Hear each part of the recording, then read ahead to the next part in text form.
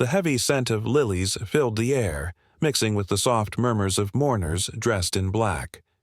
St. Mark's Church was colder than usual, the air thick with grief as the priest's voice echoed off the stone walls. Evelyn stood motionless beside her husband's coffin, her fingers trembling as she clutched the hand of her 3-year-old son, Noah.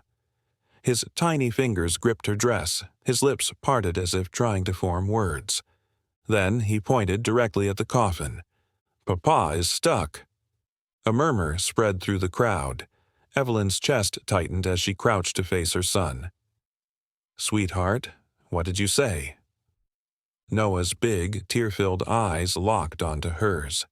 He shook his head frantically. "Papa is calling for Mama. He says he's scared." A cold shiver ran down Evelyn's spine. From inside the coffin, a faint knock. Evelyn's fingers tightened around the hem of her black dress as she struggled to keep her breathing steady. The air inside the church felt heavy, pressing against her chest, making it hard to focus on the priest's words. Around her, mourners sat in silent rows, their faces pale, their whispers hushed but ever present. She could hear them, talking about how sudden it was, how a man like Daniel, strong, healthy, could be gone just like that. Some said it was an accident. Others lowered their voices and spoke of things they wouldn't dare say too loudly. Beside her, Noah wriggled in his seat, his little legs kicking against the wooden pew. His small hands fidgeted, his breathing uneven. He had been quiet for most of the morning, but now, something was wrong. Evelyn glanced down, about to whisper for him to sit still, when she noticed his wide eyes, staring, not at the priest, not at the floor, but at the coffin. Her stomach twisted. Noah's tiny finger lifted, pointing straight at the polished wood. His lips trembled before he whispered, "Papa is stuck." Evelyn froze. A few heads turned. Someone behind her shifted uncomfortably. "What did you say, sweetheart?" she asked, her voice barely above a breath. Noah didn't blink. His small hand remained raised, fingers trembling. "Papa is calling. He's scared." A cold wave washed over her, sending a shiver down her spine.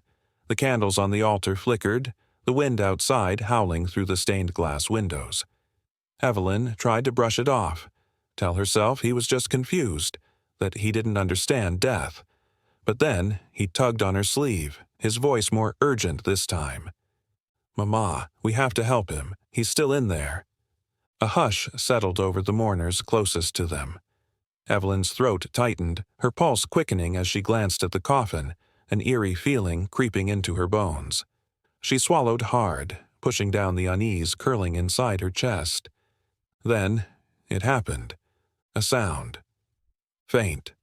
Muffled. A single, soft knock from inside the coffin. A ripple of unease spread through the church.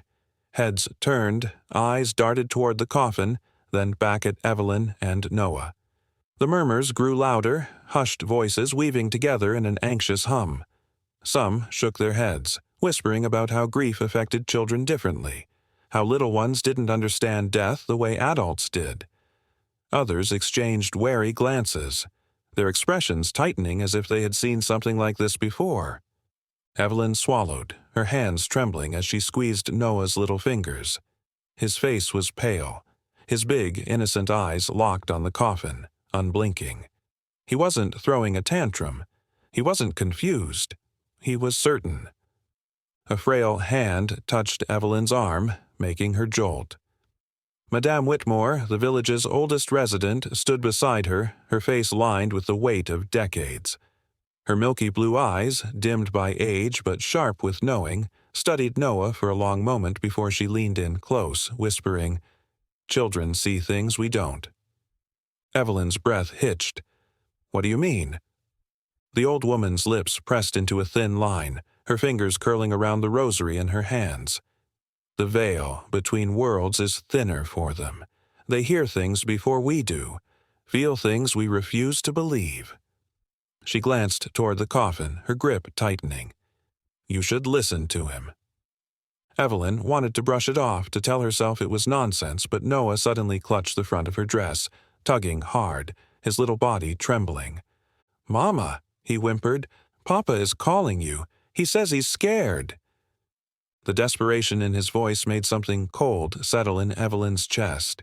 She knelt, gripping his shoulders gently. "Sweetheart, Papa is gone. Noah shook his head violently, tears welling in his eyes. No, he's not. He's still here. He said he doesn't want to be in the dark anymore." A sharp chill ran down Evelyn's spine. "Enough!" A voice cut through the tension, firm, impatient. Victor, Daniel's cousin, stepped forward, his expression hard. He forced a tight smile, but there was something off about it, something forced. "The boy is confused," he said, shaking his head. "He doesn't understand what's happening." He turned to Evelyn, his gaze sharp. "You shouldn't feed into this." Evelyn hesitated. Something about Victor's reaction didn't sit right. He was speaking as if he was concerned, but the way his fingers twitched at his side, the way his jaw locked ever so slightly, he was tense, nervous. "I'm not feeding into anything," she said carefully. "He's just—" Victor's voice turned clipped. "He's a child, a grieving child. He's scared, Evelyn. Let's not make it worse by entertaining nonsense." Noah's little fists clenched at his sides. "It's not nonsense. Papa is calling." Victor's nostrils flared as he exhaled through his nose. He forced a chuckle, though it sounded flat. "Come on, Evelyn. Do you really believe this?" She opened her mouth, but before she could answer, Noah suddenly gasped, his entire body going rigid. His eyes snapped toward the coffin again. His lips parted, but no sound came out. Evelyn turned to look. The air inside the church felt too still. Then, another knock. This time, louder. The priest stopped mid-sermon. The whispers died instantly. Someone let out a strangled gasp. Victor's face drained of color, his hands balled into fists. Evelyn's heartbeat pounded in her ears. Noah tugged at her dress again, his voice barely a whisper this time. "Mama, Papa says we need to hurry." Low murmurs swept through the church, weaving between the rows of mourners like an uneasy wind. The flickering candlelight cast shifting shadows on the cold stone walls, amplifying the tension hanging in the air. People exchanged glances, their whispers growing louder with every passing second. Some shook their heads, brushing it off as nothing more than a child's confusion, a result of overwhelming grief. Others, however, weren't so sure. Clara's hands trembled as she held Oliver close, her fingers unconsciously tightening around his small shoulders. He had stopped fidgeting now, but his little body was stiff, his wide eyes locked on the coffin. His lips quivered, his breath coming out in uneven pants. "He's just a child," a woman behind her murmured, her voice edged with nervousness. "Children don't understand death. He's probably expecting his father to wake up." "But did you hear him?" another whispered, leaning in closer. "He didn't say, 'Wake up.' He said, 'Samuel is stuck.'" A shudder passed through Clara, settling deep in her bones. She wanted to reason it away. Oliver was too young to understand, too innocent to grasp the finality of death. But something about the way he spoke, the fear in his voice, made it impossible to ignore. A soft hand touched Clara's arm, making her flinch. She turned and met the knowing gaze of Madame Rose, the elderly woman who had lived in the village longer than anyone could remember. Her eyes, clouded with age but sharp with wisdom, held something Clara couldn't quite name. "Children see things we don't," Madame Rose whispered, her voice so soft it barely reached Clara's ears. "They feel things before we do. They know when something is wrong." Clara swallowed hard, her throat dry. "It's just grief," she whispered back, as if saying it out loud would make it true. Madame Rose tilted her head slightly, her lips pressing into a thin line. "Or maybe it's something more." Clara turned back to Oliver, her heart pounding. She bent down, brushing his curls away from his flushed face. "Sweetheart, I know you miss Papa, but—" Oliver didn't let her finish. He gripped her dress, his tiny fingers desperate. His voice came out shaky, urgent. "Mama, Papa is calling for you. He says he's scared." Clara froze. The guests nearest to them tensed. A man cleared his throat, shifting uncomfortably. A woman made the sign of the cross. Oliver's little hands trembled as he pointed again, not just at the coffin, but at something beyond it. Clara's chest tightened. "Enough." The sharp voice cut through the tension like a blade. "Henry." Samuel's cousin stepped forward, his expression unreadable. He was dressed in a crisp black suit, his tie perfectly knotted, his posture stiff but controlled. His presence alone made the whispers fade, but Clara didn't miss the way his fingers twitched slightly at his sides. "This is nonsense," Henry said smoothly, forcing a small, practiced smile. "The boy is confused. He doesn't understand what's happening. There's no need to make this harder for him, or for anyone else." Clara straightened, her body shielding Oliver. "I wasn't—" Henry took a step closer, lowering his voice. "You know how grief works, Clara. It plays tricks on the mind, especially for children." Oliver shook his head, his voice breaking. "No, it's not a trick. Papa is calling." Clara felt her stomach twist. She glanced at Henry. His jaw was locked. His hands were clenched just a little too tightly. Why did he look so tense? Henry let out a small, forced chuckle. "Clara, come on. You don't actually believe—" A sound, a knock, muffled. Software from inside the coffin. The air was sucked out of the room. Clara's blood turned ice cold. Someone in the crowd gasped. Another muttered a shaky prayer. Oliver clung to her desperately, his breath hitching. "Mama, we have to hurry." Her pulse roared in her ears. Henry took a slow step back. His face had lost all color. His lips parted slightly, but no words came out. Clara's stomach dropped. Henry wasn't confused. Henry was afraid. The silence that followed the knock was deafening. No one moved, no one spoke. The cold weight of fear pressed against the room, thick and suffocating. Clara's heart pounded so hard she could feel it in her throat. Her eyes darted toward the coffin, half expecting to see it shift, to see the impossible unfold before her eyes. She could hear whispers behind her, hushed and frantic. Some muttered prayers under their breath. Others exchanged panicked glances. Oliver, however, remained still. His wide, unblinking eyes weren't just locked on the coffin anymore. He was pointing toward the dark corner of the church, the space where the candles barely flickered, the place where the light refused to touch. "Papa is there. He's calling." Clara's breath hitched. A cold wind suddenly swept through the church, strong enough to make the candles shudder, the flames dipping and dancing as if something unseen had passed through them. The priest, standing near the altar, hesitated mid-sermon. His fingers trembled as he clutched the Bible closer to his chest, his eyes scanning the room as if sensing something was wrong but unable to place it. Another knock, this time louder. Thud, thud.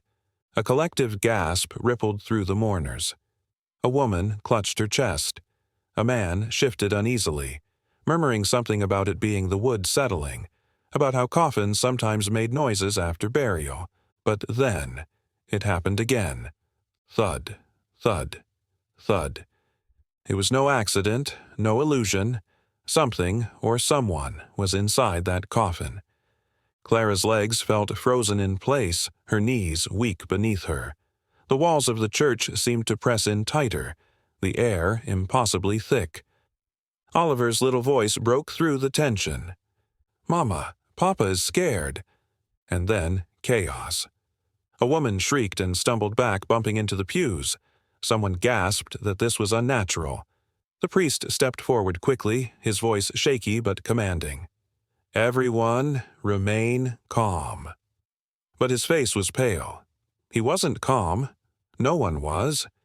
Victor, who had been still just moments ago, suddenly moved. Clara saw it in the corner of her eye, the way his shoulders tensed, the way his breath quickened. He turned to the priest, his voice sharper than before.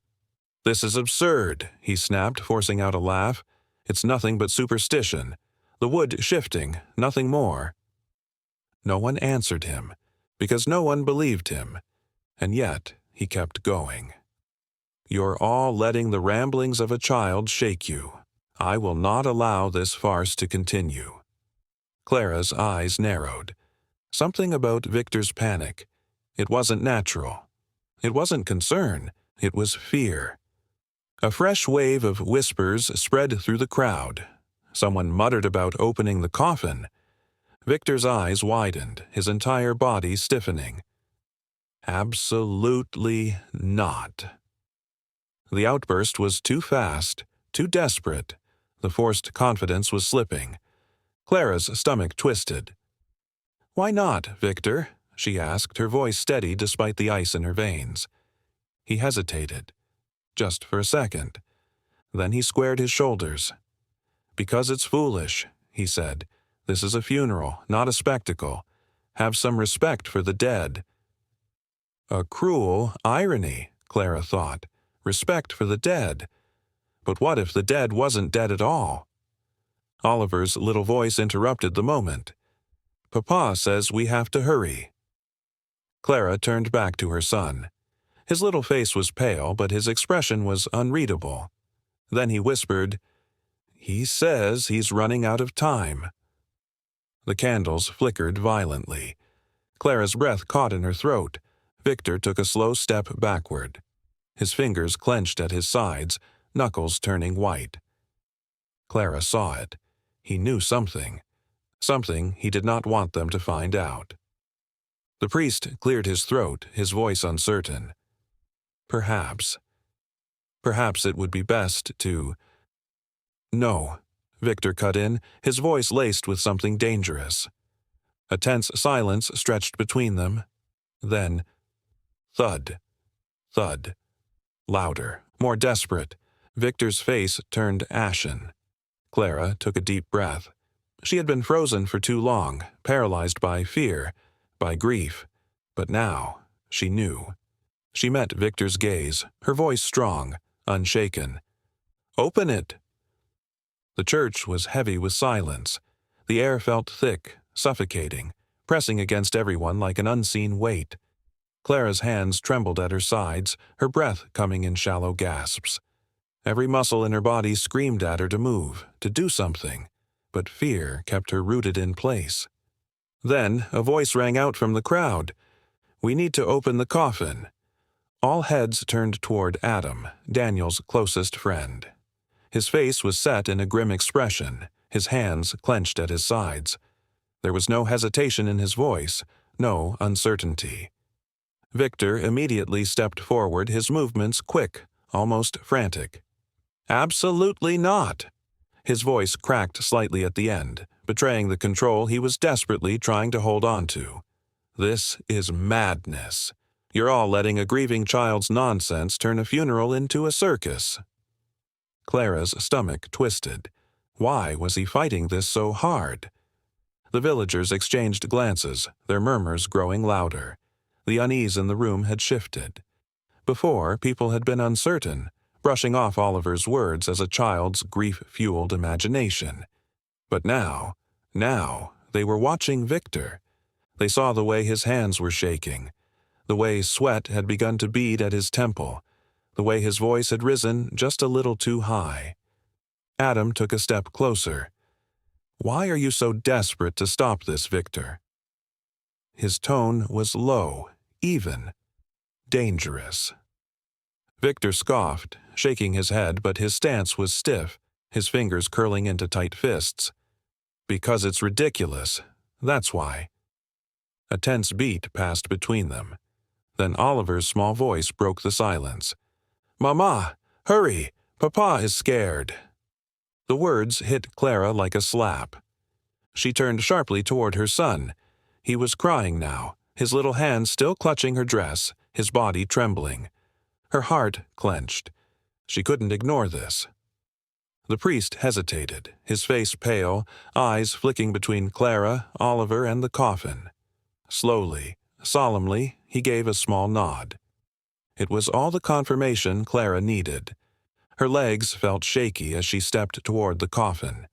Every step felt heavier than the last, like she was pushing through thick, suffocating air. The murmurs around her swelled, but no one stopped her. No one dared to. She reached out, her fingers brushed against the polished wood. And then Victor lunged. It happened so fast. 1 second she was reaching for the coffin. The next, Victor had slammed into her, shoving her back with force. Clara gasped as she stumbled. The breath knocked from her lungs as she crashed into one of the pews. A sharp pain shot up her side, but she barely registered it. Gasps filled the church. Someone shouted. Victor was breathing heavily, his chest rising and falling rapidly. His eyes were wild now, his mask completely gone. "No one is opening that coffin," he roared. The church fell into a stunned silence, and then chaos. Adam moved first, his fists clenched, his jaw tight with rage. "You son of a—" But before he could reach Victor, 2 other villagers grabbed him. Strong arms locked around his shoulders, pulling him back. He fought against them, struggling wildly. "Let me go. He's hiding something." More voices joined in now, people yelling over each other, a mix of confusion and panic. Clara pushed herself up, her ribs aching, her mind spinning. Victor had snapped. He wasn't just trying to stop them, he was terrified. Oliver sobbed beside her, his little body shaking violently. "Mama! Papa is knocking! He says he can't breathe!" Something inside Clara snapped. She turned to the priest, her voice firm, unwavering. "We're opening the coffin."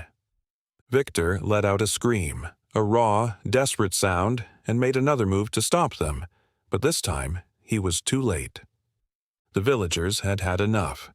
Adam ripped free from the hands holding him and slammed his fist into Victor's face. The impact sent him crashing to the ground. Blood dripped from his nose, his body heaving with ragged breaths.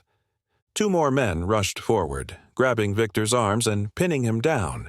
He thrashed wildly, screaming, but no one listened to him anymore. Clara didn't waste another second. With shaking hands, she reached for the coffin lid. She felt her pulse hammering in her skull, her breaths uneven. She could hear Oliver crying beside her, the gasps of the villagers, the way the entire church seemed to hold its breath. And then she lifted the lid. The air plunged into silence. A collective gasp. Clara's knees buckled, her vision swam. Because inside the coffin, lying weak and trembling, was Daniel. Alive. The lid creaked as Clara lifted it, her breath caught in her throat. The moment stretched endlessly, the hush inside the church so deep that she could hear her own heart hammering.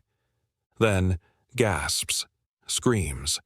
Her world tilted, the room blurred at the edges. Daniel lay inside. His skin was pale, his lips cracked, his chest rising and falling in shallow, uneven breaths. His fingers twitched weakly against the satin lining of the coffin. His eyelids fluttered, barely able to open, but his lips parted. A faint, raspy breath escaped him. He was alive. Clara's legs buckled and she collapsed against the edge of the coffin, a strangled cry tearing from her throat. Tears blurred her vision as she reached forward, her trembling fingers brushing against Daniel's clammy skin. His body was cold. Too cold. His breathing was weak, but it was there. He was there. The entire church erupted into chaos. "Oh my God!" someone gasped. Another person screamed. A woman clutched at her chest, whispering frantic prayers. The priest stumbled back, his mouth opening and closing in silent shock. Clara barely heard any of it. "Daniel," she sobbed, gripping his hand. "Oh my God, Daniel." His fingers twitched at her touch, his lips parting again. His voice was nothing more than a dry, cracked whisper, but Clara leaned in, desperate to hear him. And then he spoke. His first words, broken and barely there, sent an icy chill down Clara's spine. "Victor tried to kill me." The world around them froze. The murmurs halted. Every gaze in the church snapped toward Victor. For a second, no one moved. Then, before anyone could react, Victor turned and ran. "Stop him!" The shout rang out as Victor bolted down the aisle, shoving past people in his desperate attempt to flee. He tripped over the corner of a pew but regained his footing, his breath ragged, his suit disheveled. But he didn't make it far. Adam was faster. Before Victor could reach the door, Adam lunged, tackling him with full force. They both crashed to the ground with a thud, Victor gasping as the air was knocked from his lungs. "You bastard!" Adam snarled, pinning him down. Victor thrashed wildly, his limbs flailing as he screamed in blind panic. "Let me go. You don't understand. He was supposed to be dead." A hush fell over the church. The words had spilled out before Victor could stop them. And just like that, his fate was sealed. More villagers rushed forward. Hands grabbed at Victor, dragging him upright as he kicked and fought. His hair was disheveled now, his face streaked with sweat, his carefully composed mask completely shattered. "You buried him alive," someone in the crowd shouted in horror. Victor let out a wild, desperate laugh, his breath hitching. "No, I didn't. But no one believed him anymore. "Call the police," the priest ordered, his voice firm despite the tremor beneath it. One of the villagers ran outside, and within moments the wail of sirens could be heard in the distance. Victor thrashed harder, his screams turning desperate. "This isn't happening. You have no proof." Clara turned back to Daniel, gripping his weak, trembling hand. "We have all the proof we need," she whispered. Victor let out a final, maddened scream as the church doors burst open, uniformed officers rushing in. Within seconds, they had him in handcuffs. He fought, but he was weak, his frantic movements fueled by pure desperation. "You don't understand," Victor shouted as they dragged him toward the door. "It wasn't my fault. The money, he was going to ruin everything. I had no choice." Clara's head snapped up, her tears momentarily forgotten. Money. It clicked. Victor had been pressuring her to sell the house since the moment Daniel had died. He had tried to rush the funeral. He had been panicked when Oliver spoke about his father. He had been terrified when the coffin knocked. Because he knew. The realization sent a fresh wave of nausea through her, but she forced herself to focus on what mattered most. Daniel. The officers dragged Victor outside, his screams fading into the night. Inside the church, the weight of the moment settled in. Daniel was alive. Clara held his face between her hands, tears spilling freely down her cheeks. "You're okay," she whispered, though she wasn't sure if she was saying it for him or herself. "You're okay now. You're safe." Oliver clambered up onto the coffin's edge, his tiny hands resting on Daniel's arm. His lip wobbled. "Papa?" Daniel's eyes fluttered open just enough to see him. A small, weak smile touched his lips. "Hey, buddy," he croaked. Oliver let out a small broken sob and wrapped his little arms around his father's chest. Clara's heart shattered. The nightmare was over. The police car sped away from the church, its flashing lights cutting through the darkened streets. Victor's screams had long since faded, swallowed by the night. But inside St. Mark's Church, the weight of everything that had just happened still hung heavy in the air. Daniel was alive. Clara clutched his cold, trembling hand as villagers rushed to help lift him from the coffin. He was weak, barely able to move, but his eyes were open, his breaths shallow but steady. The shock of seeing him like this, pale and barely clinging to consciousness, made Clara's chest tighten with overwhelming emotion. "We need to get him to a hospital," Adam said firmly, pulling off his coat and draping it over Daniel's frail body. "He needs help now." The priest nodded quickly, snapping out of his daze. "I'll send for the doctor." It wasn't long before an ambulance arrived. The paramedics moved swiftly, placing Daniel on a stretcher, carefully checking his vitals. "His pulse is weak," one of them muttered. "He's severely dehydrated. We need to move fast." Clara held on to Daniel's hand the entire time, even as they loaded him into the ambulance. Oliver gripped her dress, looking up at her with big, worried eyes. "Is Papa okay now?" Clara forced a smile, brushing his curls back. "Yes, sweetheart. He's going to be okay." The hospital was eerily quiet when they arrived. The fluorescent lights buzzed faintly as nurses and doctors rushed Daniel into a private room. Clara sat beside his bed, her fingers never letting go of his hand. Oliver curled up on the chair next to her, his tiny hand resting on his father's arm. Hours passed. The doctor came in, his face grim. "We ran tests," he said, his gaze flicking between Clara and the machines beeping softly beside Daniel. "Your husband was poisoned." Clara sucked in a sharp breath. The doctor continued, voice low. Whatever he was given slowed his heartbeat to an almost undetectable level. Combined with the dehydration and lack of oxygen, it made him appear gone. Her hands clenched into fists. Someone wanted him buried before anyone could find out the truth. The doctor hesitated before nodding. "Yes, and we now have reason to believe that the death certificate was forged. The doctor who signed it never actually examined Daniel. His name was on the paperwork, but he never saw the body." Clara felt a sickening weight settle in her stomach. "Victor," she whispered. The doctor nodded grimly. "The police will investigate, but from what I understand, he had a financial motive." "Of course. The house." Victor had been trying to rush her into selling from the moment Daniel was declared dead. He hadn't just wanted the money. He had been desperate for it. Clara exhaled shakily, staring down at her husband's frail form. "Will he recover?" "With time," the doctor said. "But he's lucky. If he had been in that coffin much longer—" He trailed off, shaking his head. Clara didn't need to hear the rest. She looked over at Oliver, who had fallen asleep in the chair, his small fingers still wrapped around his father's hand. The boy had saved him. Daniel stirred slightly, his eyes flickering open. His gaze landed on Oliver first, then drifted to Clara. His lips parted, his voice hoarse but filled with something soft and indescribable. "You saved me," he murmured. Clara blinked back tears. "Noah did," she whispered, brushing a hand over her son's hair. Daniel's gaze softened as he stared at his son. He weakly lifted his fingers just enough to squeeze Oliver's tiny hand. Oliver stirred at the touch and blinked sleepily. When he saw his father's face, he grinned. "Papa, you're awake." Daniel's throat bobbed as he swallowed, nodding slightly. "I am." Oliver giggled and leaned closer, whispering, "I just listened to you." Daniel's breath hitched.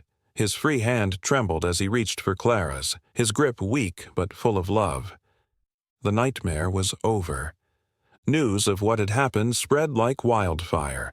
People whispered in hushed voices, horrified at the truth. The villagers who once doubted Oliver's words now spoke of him in awe. Victor had been charged with attempted murder, forgery, and conspiracy. He had bribed the doctor, manipulated Clara's grief, and nearly gotten away with it. But his greed had been his downfall. Clara stood beside Daniel, who was still weak but getting stronger every day. Oliver sat on his father's lap, his little arms wrapped around him as if he'd never let go again. The mayor spoke, addressing the gathered crowd. "This town nearly buried an innocent man," he said solemnly.